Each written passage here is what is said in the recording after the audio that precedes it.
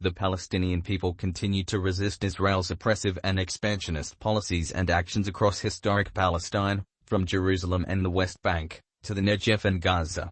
But, regrettably, their struggle for rights, freedoms and democracy is not only against Israel. They are also in a struggle against their own incompetent and illegitimate leaders who are desperately clinging to power.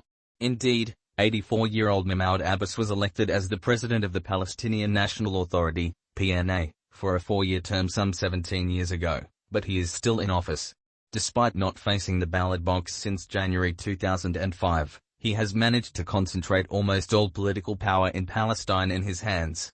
Today, he is not only the president of the PNA and thus the State of Palestine, but also the chairman of the Palestine Liberation Organization, PLO, the internationally recognized representative of Palestinians across the world, and the Fatah Party. The Palestinian people have long been frustrated with the president's refusal to hold elections and have considered his leadership illegitimate.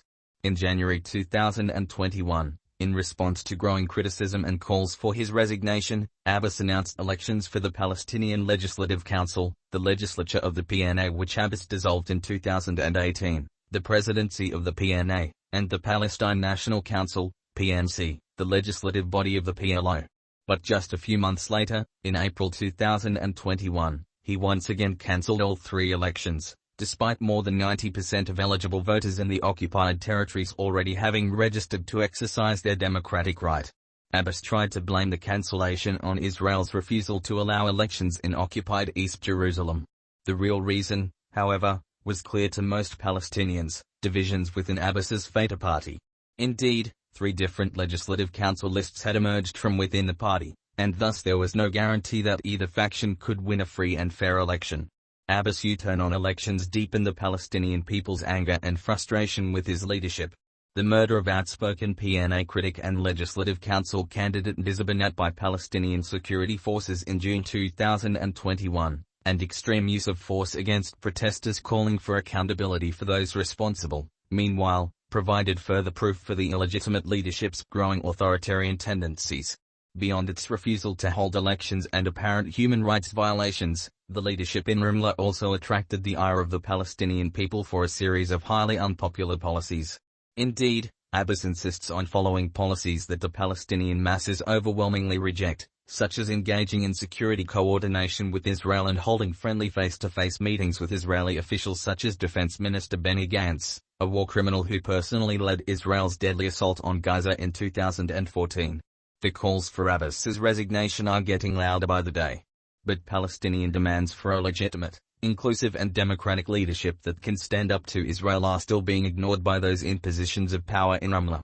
Today, Abbas is not only refusing to retire and pave the way for a more capable leader who has the support of the Palestinian people to take his place, but he also appears to be plotting to set up a succession plan that would ensure the continuation of this undemocratic and unpopular regime after his demise. He has called a meeting of the Palestinian Central Council, PCC, an intermediary body between the PNC and the PLO Executive Committee, on February 6 and 7 to achieve this goal.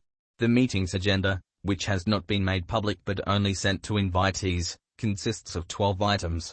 While many of the items appear to focus on immediate challenges facing the Palestinian people, there are a few that are clear attempts to tacitly further the Abbas leadership's political ambitions.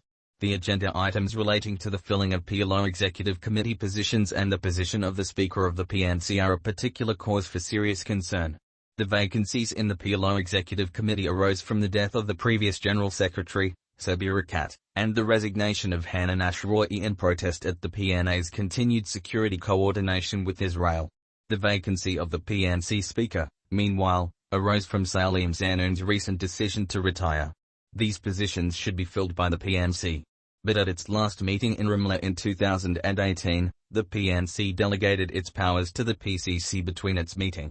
The PCC originally had merely a monitoring role and was never designed to fill important executive and legislative positions in the Palestinian leadership.